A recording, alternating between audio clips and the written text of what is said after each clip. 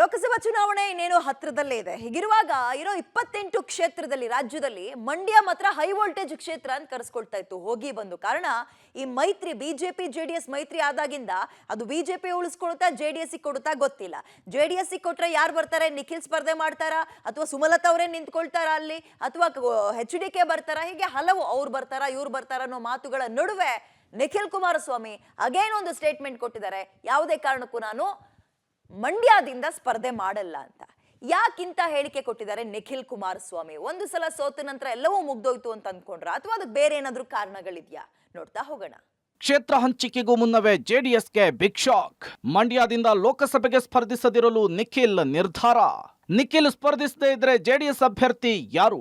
ಲೋಕಸಮರಕ್ಕೆ BJP JDS ಮೈತ್ರಿಯಾಗಿದ್ದು ಕ್ಷೇತ್ರಗಳ ಹಂಚಿಕೆಯಾಗಿಲ್ಲ. ಹೀಗಿದ್ರೂ ಬಹುತೇಕ ಮಂಡ್ಯ ನಮಗೆ ಎಂಬ ವಿಶ್ವಾಸದಲ್ಲಿ ಜೆಡಿಎಸ್ ನಾಯಕರಿದ್ದಾರೆ. ಹೀಗಾಗಿ ಮಂಡ್ಯ ಲೋಕಸಭಾ ಕ್ಷೇತ್ರದಿಂದ ನಿಖಿಲ್ ಕುಮಾರಸ್ವಾಮಿ ಅವರೇ ಅಭ್ಯರ್ಥಿ ಆಗ್ತಾರೆ ಎಂಬ ಮಾತುಗಳು ನಿಖಿಲ್ ಕುಮಾರಸ್ವಾಮಿ ಅವರು ತಳ್ಳಿ ಹಾಕಿದ್ದಾರೆ. ನಾನು ಮಂಡ್ಯ ಲೋಕಸಭಾ ಕ್ಷೇತ್ರದಿಂದ ಸ್ಪರ್ಧಿಸಲ್ಲ ಅಂತ ಘೋಷಿಸಿದ್ದಾರೆ.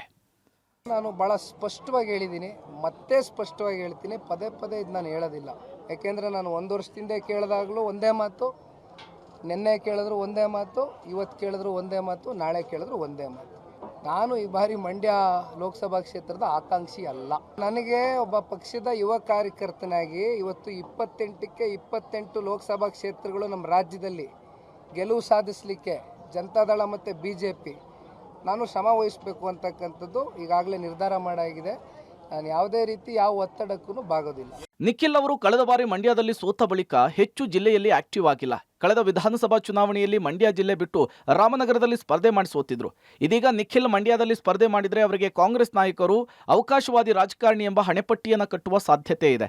ಈಗಾಗಲೇ 2 ಸೋಲು ಕಂಡಿರುವ ನಿಖಿಲ್ ರಾಜಕೀಯ ಜೀವನದಲ್ಲಿ ಮತ್ತೆ ಬ್ಯಾಕ್ ಟು ಬ್ಯಾಕ್ ಸೋಲಾದ್ರೆ ಮುಂದಿನ ಭವಿಷ್ಯ ಕಮರುವಂತಹ ಚಿಂತೆಯಲ್ಲಿದ್ದಾರೆ. ಅಲ್ಲದೆ ನಿಖಿಲ್ ಮಂಡ್ಯ ಅಖಾಡಕ್ಕೆ ಬಂದ್ರೆ ಮತ್ತೆ ಕಾಂಗ್ರೆಸ್ ನಾಯಕರು ಸ್ವಾಭಿಮಾನದ ಅಸ್ತ್ರ ಬಿಡುವ ಸಾಧ್ಯತೆ ಇದೆ. ಈ ಕಾರಣಗಳನ್ನು ಇಟ್ಕೊಂಡು ಮಂಡ್ಯ ಚುನಾವಣಾ ರಾಜಕೀಯದಿಂದ ನಿಖಿಲ್ ಹಿಂದೆ ಸರಿದಿರಬಹುದು ಅಂತ ವಿಮರ್ಶೆ ಮಾಡಲಾಗ್ತಿದೆ. ಮಂಡ್ಯದ ಪ್ರತಿನಿತ್ಯ ಒಂದು ಧಾರಾವಾಹಿ ಇರಲೇಬೇಕು. ಅದು ನಿಖಿಲ್ ಕುಮಾರಸ್ವಾಮಿಯವರು 2019ರಲ್ಲಿ ಪಾರ್ಲಿಮೆಂಟಿಗೆ ನಿಂತಾಗಲೂ ವ್ಯವಸ್ಥಿತವಾಗಿ ಏನು ತಪ್ಪು ಮಾಡದಿದ್ದಂಥ ಒಬ್ಬ ಅಮಾಯಕ ಯುವಕ ಅವನು. ಅವತ್ತು ಚುನಾವಣೆ ಯಾಕೆ ನಡೆಸಿದ್ರು, ಯಾವ ರೀತಿ ಚುನಾವಣೆ ನಡೆದು ಅವತ್ತಾಯಿತು. ಈಗ ಮಂಡ್ಯ ಜಿಲ್ಲೆಯಲ್ಲಿ ನಿನ್ನೆ ತಾನೇ ಅವನು ಹೇಳಿದ್ದ, ನಾನು ನ್ಯೂ ಟರ್ನ್ ತಗೊಳ್ಳಲ್ಲ, ನಾನು ಚುನಾವಣೆ ನಿಲ್ತೀನಿ ಅಂತ ಎಲ್ಲೂ ಹೇಳೇ ಇಲ್ವಲ್ಲ ಅಂತೇಳಿ. ಆದರೂ ಸಹ ನಿಖಿಲ್ ಕುಮಾರಸ್ವಾಮಿಯವ್ರಿಗೋಸ್ಕರವಾಗಿ ಹಿಂದೆ ಇದ್ದಂಥ ಲೋಕಸಭಾ ಸದಸ್ಯರಿಗೆ ಟಿಕೆಟ್ ತಪ್ಪಿಸಿ ಇವತ್ತೇನೋ ದೇವೇಗೌಡರ ಕುಟುಂಬದವರು ಆ ಸೀಟನ್ನು ಪಡಿಬೇಕು ಅಂತ ಹೊರಟಿದ್ದಾರೆ ಅಂತಕ್ಕಂಥದ್ದು 1 ತಿಂಗಳಿಂದ ನಿರಂತರ ಧಾರಾವಾಹಿ ನಡೀತಾ ಇದೆ, ನೋಡ್ತಾ ಇದ್ದೇವೆ.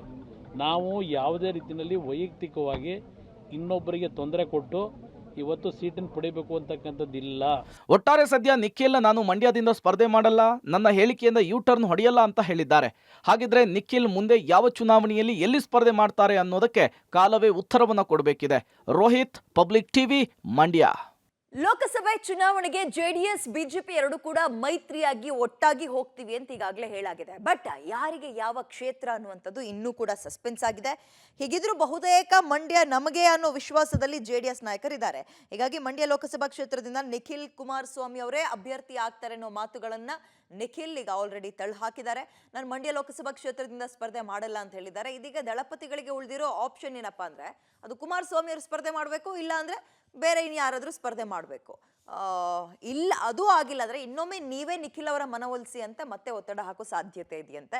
ಕುಮಾರಸ್ವಾಮಿ ಇದನ್ನು ಒಪ್ಕೊಂಡು ತಾವು ಅಥವಾ ನಿಖಿಲ್ ಅವ್ರನ್ನ ಸ್ಪರ್ಧೆ ಮಾಡುವಂಗೆ ಹೇಳ್ತಾರಾ ಅಥವಾ ಬೇರೆ ಯಾರಾದರೂ ಅಭ್ಯರ್ಥಿಯನ್ನ ಅಂದರೆ ಪುಟ್ಟರಾಜು, DC ತಮ್ಮಣ್ಣ ಇದ್ದಾರೆ, ಸುರೇಶ್ ಗೌಡ ಇದ್ದಾರೆ, ಇವ್ರುಗಳಲ್ಲಿ ಯಾರನ್ನಾದರೂ ಕಣಕ್ಕಿಳಿಸ್ತಾರಾ?